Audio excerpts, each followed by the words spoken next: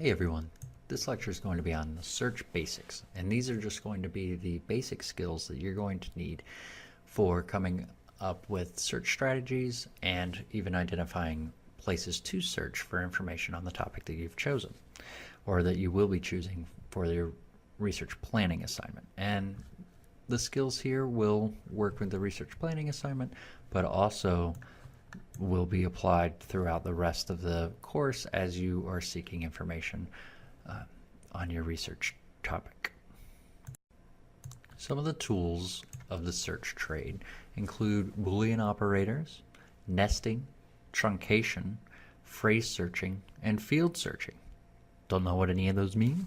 No worries, because that's what we're about to go over. Boolean operators. These are really just fancy ways of saying connectors. So in the search world, we use and, or, and not as our Boolean operators. Now this is logic that comes from math, and it's logic that's used in computer science, especially with web design and programming. And so you might see this phrase before, but in library land and for the sakes of our class, Boolean operators really just refer to those things that help connect our search strings. And or, and not each do very specific things. The and operator is meant to narrow your search. So this requires that both of the search terms are present in whatever search record we're getting. So in the catalog, you get catalog records, which are just what are used to describe the contents of a book. In databases, we get article records, which can sometimes be a little denser, where you get subject headings, descriptions, and abstracts. And then also indexes like Google, where your search terms are just going to pop up wherever they might on a particular website. So using and is always going to narrow your searches. So the example here is searching obesity and children, so it's not worried about the things that just say obesity, nor is it worried about any result that would just say children. It really just is looking at that overlap. The or operator does the exact opposite that and does. This actually broadens your search, and it only requires that one of the search terms is present. So this comes in handy when you're trying to get fancy and search for multiple phrases at the same time. So you think of synonyms and related phrases here as being the most useful time to use or. So in this example, we want anything that has youth or children. So we're not getting one or the other, we're getting both of those phrases in our search for returns. The operator not is used to exclude irrelevant search terms. So this can eliminate results you do want, so you need to use carefully. So the example here, we want violence, but not anything that has to do with gun violence. So if gun violence is used, we wouldn't get that. We would get violence, but not anything that has guns in this example. Now this comes more in handy when you're searching and you keep getting a specific type of resource. So searching in our library catalog, for example, you can often get government documents.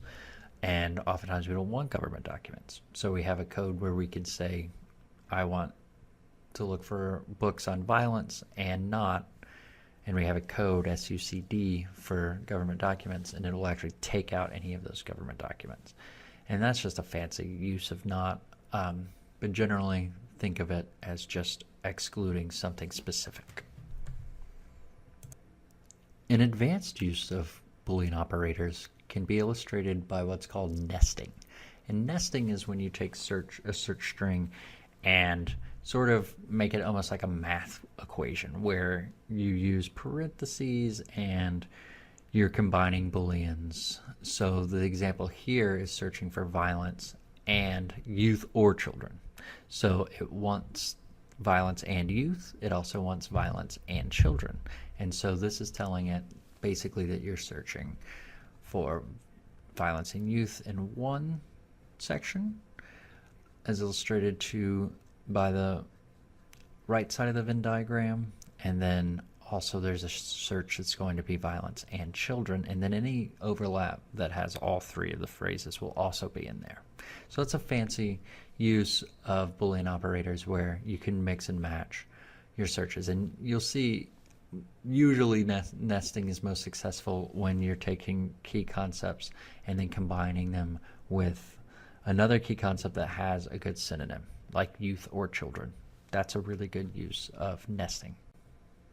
Here we have an example of how Boolean logic can help to narrow down just a preference of Denzel Washington as an actor. So here we want, by the end, whatever movie features Denzel Washington in which he wears a hat, sports facial hair, and has glasses. And so you can look around the Venn diagram here and see that the search for glasses just comes up with Out of Time, Manchurian Candidate, American Gangster. If you do hat and glasses, you get Mo Better Blues, Man on Fire. If you just do hat, you get John Q, Preacher's Wife, Courage Under Fire, a couple others. A Glory's in there. If you do hat or glasses and facial hair, you've got Hurricane, Book of Eli, Pelham 1, 2, 3. If you just do facial hair, you've got several things there as well, including He Got Game and Inside Man. You can move up to hat and facial hair, Training Day, Devil in a Blue Dress. But to get that sweet spot, that all three of doing glasses and hat and facial hair, there's just the one result, Malcolm X. And so this is, kind of silly, kind of a fun illustration of just how you can use Boolean logic to get to really narrow results. And in this case, they're using lots of ands to get from just regular old Denzel Washington to the Denzel Washington where he sports a hat, glasses, and facial hair. Malcolm X. Another search strategy skill that is worth adding to your quiver is truncation. So truncation will broaden a search by retrieving any possible ending of the word. So if I were to put an asterisk, and truncation really is just the use of an asterisk, on the end of environment, it's going to search for environments or environments or environmental or environmentalist or environmentalists or environmentally. So it captures all of those word endings, and therefore you wouldn't have to search for each of those different things if that's what you were going to use. So sometimes a different symbol is used, such as an exclamation point. It depends completely on which search tool you were using. In the majority of our databases through the library, you will use the asterisk as truncation.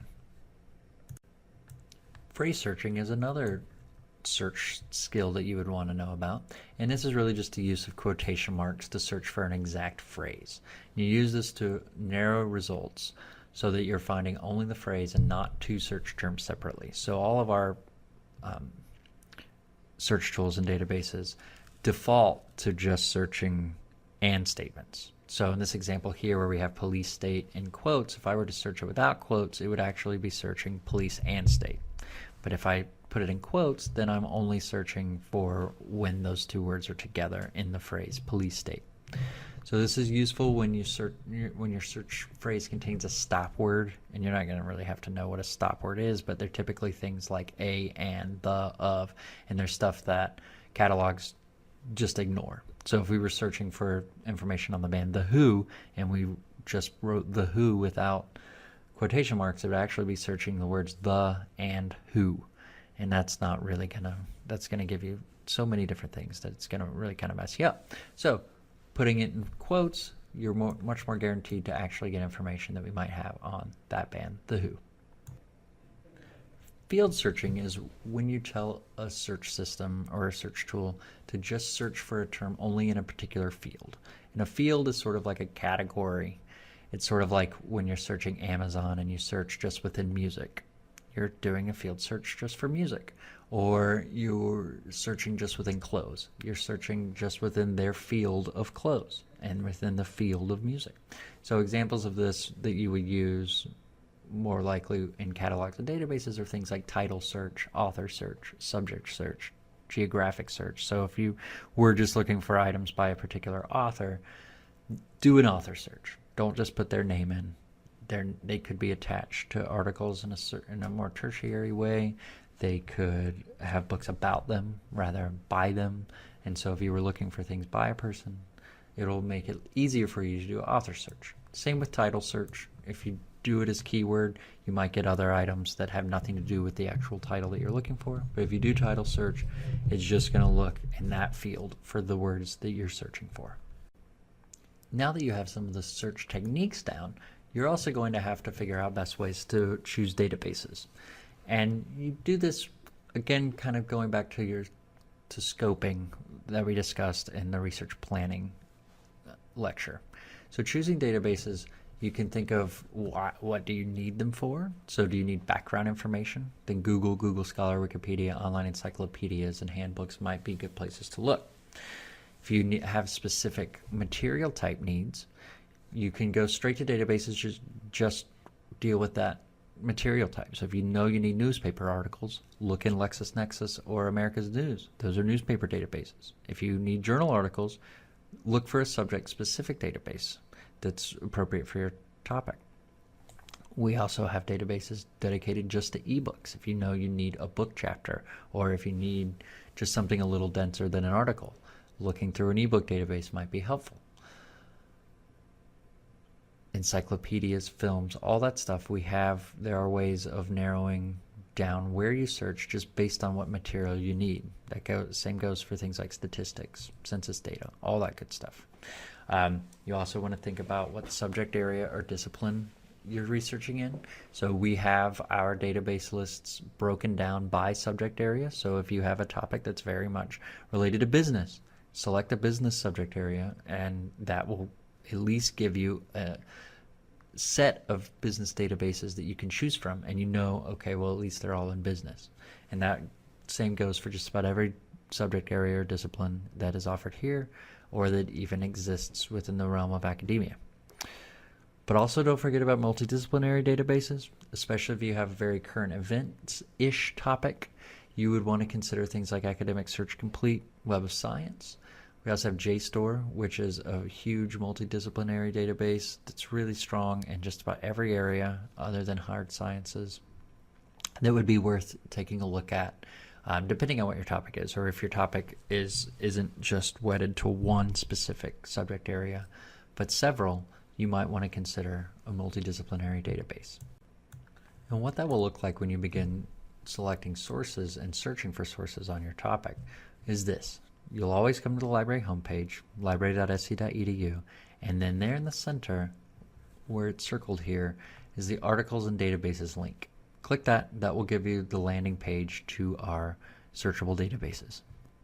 And from here, you'll land on the Articles and Databases page. And this is really just a page where you identify what subject area you might search within, or what material type you might need, or select a multidisciplinary database, and all of this is displayed here. So you might consider taking a look at this page because you're going to be using it quite frequently, and you'll see that it's broken down into subject areas by material type, and then of course we have some database shortcuts that do lead to those multidisciplinary databases that I mentioned before.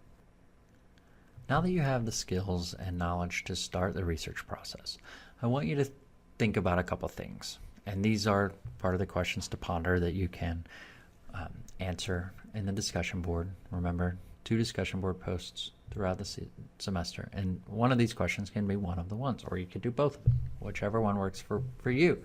So these questions for this lecture are, what is your research planning process? Is it similar to the steps we've covered here?